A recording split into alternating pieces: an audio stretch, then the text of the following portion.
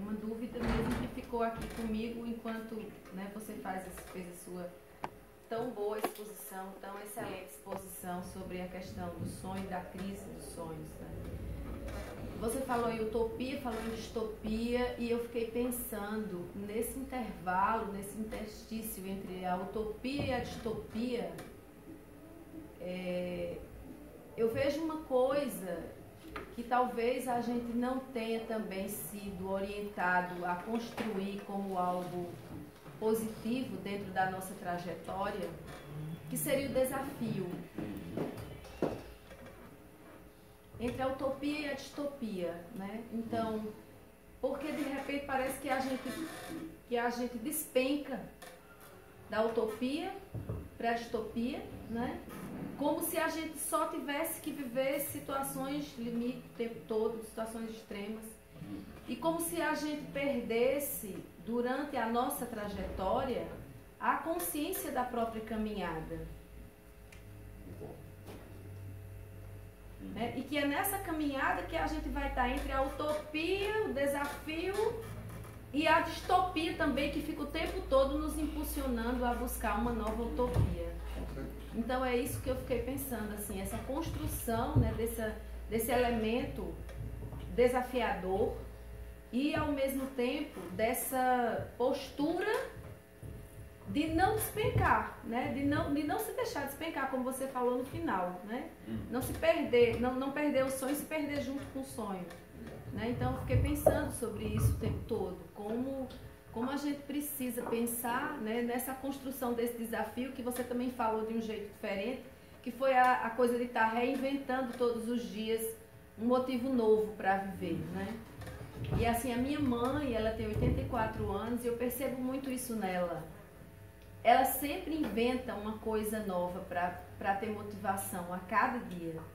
Eu acho isso fantástico nela, porque apesar de ela já ter uma idade avançada, né, e de ter também assim uma vida muito limitada ao doméstico, ela sempre inventa dentro do universo dela coisas e coisas, que ela cria uma plantinha que ela planta para ela ver a planta crescer, e aquela praga que atacou a planta, que ela vai lá combater com a praga, né? Depois o fruto, e aí quando aquilo dá fruto ela já inventa uma outra coisa e vai inventando, né? E aí eu fico pensando que isso são os nossos desafios de cada dia, né? De fato, quando a gente analisa toda e qualquer situação de crise, é preciso que a gente também atente para a ideia de que, embora a crise possa ser apontada como uma crise universal, uma crise mundial, existem pessoas que, apesar da crise, não estão e não entraram e não se permitiram entrar em crise. A crise não se abateu sobre todo mundo. Até porque, no final das contas, todas as vezes em que se instala uma crise, por exemplo, econômica, existem sempre pessoas que usufruirão de alguma forma dessa crise no sentido de enriquecer muito mais do que já eram.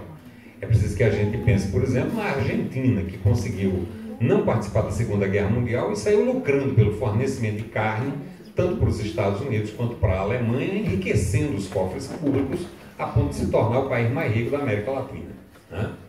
Então, de fato, nem todo mundo entra em crise, mesmo considerando-se uma crise universal. Depois eu resumiria a humanidade entre pessoas que tomam os obstáculos como aquilo que termina por determinar o final de uma jornada, em detrimento de outras que tomam desse obstáculo como o obstáculo a ser transposto através do conceito de desafio. É preciso que a gente pense então que, diante, por exemplo, do abismo, existiram pessoas que retrocederam, existiram outras que se sentiram convocadas à construção de uma ponte. Diante da escuridão, muita pessoa sentou e disse que não ia prosseguir a jornada, existindo outras que inventaram um archote, por exemplo. Então, de fato, essa capacidade de autodesafiar-se é aquilo que, no final das contas, nesta pós-modernidade, nesta contemporaneidade, tem recebido o frequente nome de empreendedorismo. É você empreender, é sentir-se desafiado, literalmente. Diante desse obstáculo, o que é que eu posso fazer, o que é que eu tenho que fazer, a que é que eu sou convocado a fazer para que o obstáculo possa ser vencido. Caso contrário, você retrocede e termina por sair da utopia, caindo na distopia, dentro de um desespero que lhe será absolutamente peculiar. É alguma coisa, no final das contas, que a gente encontra no discurso que o grande ditador faz para Hannah, né, no filme de Chaplin, O Grande Ditador. Quando ele diz: Hannah, olha para frente, lá na frente existe um novo horizonte, não o perca de vista, Hannah. Ou seja, isso é desafiar-se, isso é promover, no final das contas, a adoção de uma atitude pessoal mediante a qual o obstáculo se torne menor, porque, caso contrário, o obstáculo acrescido dos nossos medos se tornará muito maior.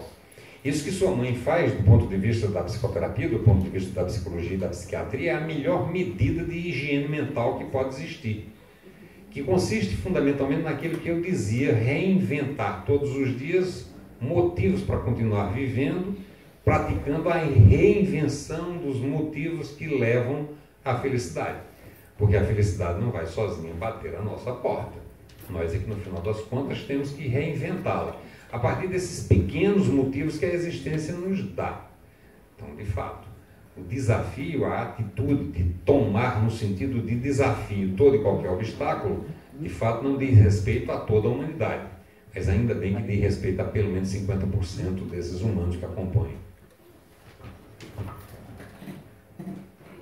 É possível identificar, boa noite, é possível identificar nessa crise de utopia, distopia, né, culpados, responsáveis?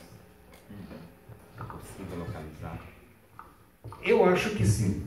Pelo menos do ponto de vista nacional, nós temos um sem número de culpados que poderiam ser facilmente identificados. Mas, em todo caso, eu penso que, de certa maneira, os japoneses agem melhor que nós diante de uma crise, que aqui eu ilustraria a partir da garrafa de leite quebrado e derramado, ou quebrada e derramado. Como é que procedem os japoneses, ou como é que nós procedemos, né, diante da garrafa de leite quebrada e leite este derramado? Nós, em geral, fazemos o maior alarido do mundo. Porque o leite derramou, era o último leite que tinha na casa, e ainda por cima sujou tudo, e olha a quantidade de caco de vidro, e quem foi que foi o culpado, quem foi que derrubou a garrafa, quem foi que a quebrou, etc, etc, e nisso se perde literalmente tempo. Como agiria, então, um japonês com o pragmatismo que o caracteriza, sendo essa filosofia, o pragmatismo, o que terminou por fazer com que os Estados Unidos, que têm praticamente a mesma idade que nós em termos de nação, houvesse chegado a um progresso que, no final das contas, não nos diz respeito, que estamos bem aquém do nível técnico a que eles chegaram, sem que com isso eu queira dizer que eles sejam mais civilizados do que nós. Não posso dizer que um povo que tem como prato típico o hot dog ou o hambúrguer seja mais civilizado que nós, que temos um prato tão absolutamente complexo quanto é a feijoada, por exemplo.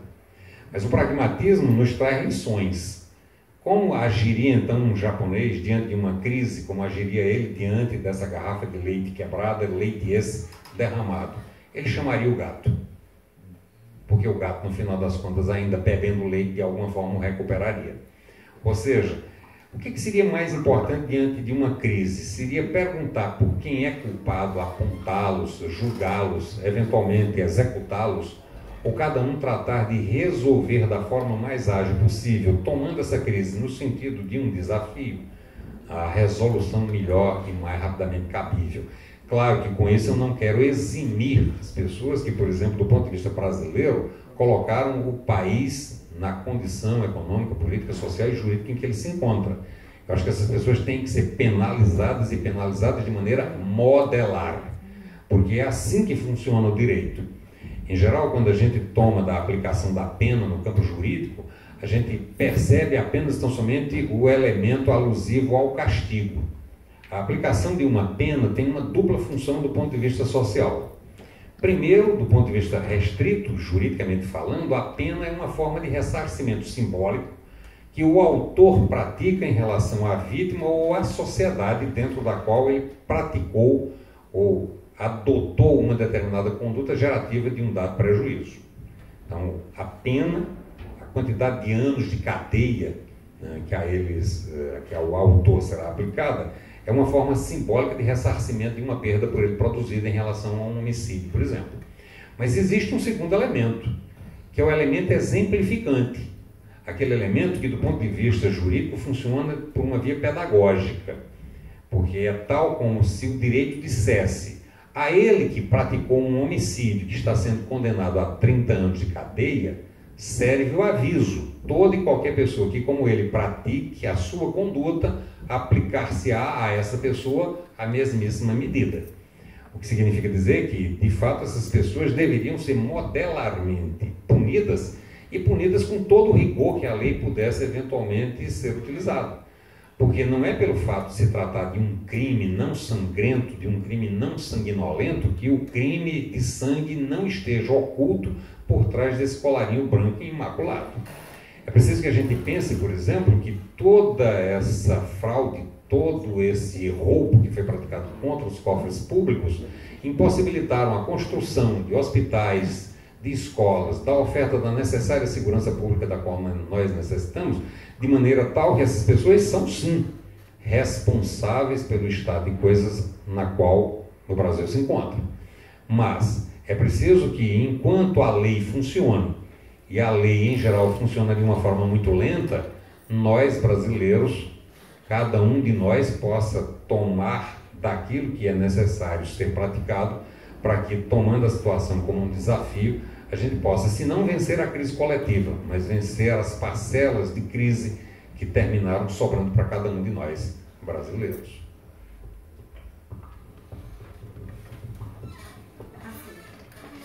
A questão do desafio, né, quando eu pensei no desafio, eu pensei, só para a gente fechar esse diálogo, porque eu estou incomodada por causa da ideia do empreendedorismo. Eu não quero isso. Eu acho que sim. Pelas quais isso, uma das formas. Então, mas aí então, nesse jogo da utopia até, né, nesse percurso da utopia à distopia, então eu preciso ver, enquanto eu sou sujeito, enquanto eu sou objeto desse percurso, né? Então a gente vem aí sendo bombardeado justamente por essa falácia do empreendedorismo. A cada momento você tem que inventar um fiteiro na porta de casa para vender uma coisa que você sabe fazer. Isso é um inferno, porque aí cada vez mais as pessoas estão disputando espaços de venda, né? As pessoas brigam por conta de um lugar, numa festa, para vender uma água, um coco, e eu fico feliz em que a gente tenha outras formas de constituir, né, as nossas lutas e os nossos desafios. Por exemplo, como a gente está fazendo aqui hoje. Né? Então, como a gente possa criar espaços de crítica, de pensamento, de diálogos, que talvez, por um tempo que a gente teve, assim, que houve uma certa facilidade em conquistar algumas melhorias sociais, políticas, a gente caiu num estado de anestesia, né? E a própria política que estava sendo conduzida também se anestesiou sobre a questão da reflexão e do diálogo. E aí, né, a bomba quando explode, está todo mundo anestesiado, porque aí ninguém estava percebendo que isso não era um estado permanente, que isso era uma luta e um desafio. Né? Então, assim, que a gente possa cada vez mais criar mais momentos como esse, que a gente possa cada vez mais ter espaço para a gente pensar, para a gente discutir, para a gente ouvir, aprender a ouvir, né? E aprender a também pensar cada vez mais sistematicamente sobre isso, para ver se a gente consegue tirar pelo menos um pouco, né, das pessoas do estado de anestesia que está aí colocado, que eu concordo perfeitamente com você, com essa falta de sensibilidade, né, que tem assim dominado a cena contemporânea, né? Dominado ao ponto que se a gente fala de alguma sensibilidade que a gente percebe, que a gente, né, quer externar, a gente pode até ser criticado, porque aí a gente está perdendo tempo, né? A gente está perdendo tempo com uma coisa que não vale a pena, né? Então, como assim, essa coisa do que a gente está vivendo aqui hoje, né? Eu quero assim agradecer, né, a sua presença, o seu trabalho, né, de estar aqui com a gente. Também agradecer ao pessoal aí da organização da Nova Consciência e fazer já uma sugestão.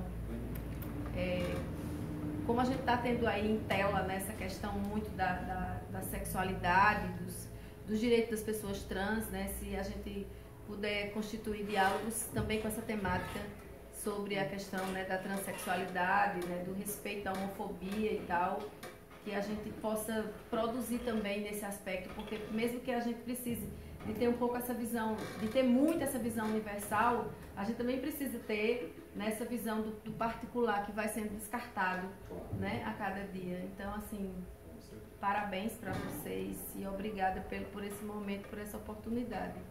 E eu já me coloco à disposição para ajudar nessa discussão dos diálogos da questão da sexualidade, porque aí é minha área de pesquisa e trabalho e de extensão também. Muito obrigada. Em comentário, anotadas as duas sugestões. O tema e... Começou, né? Anitta. Sim.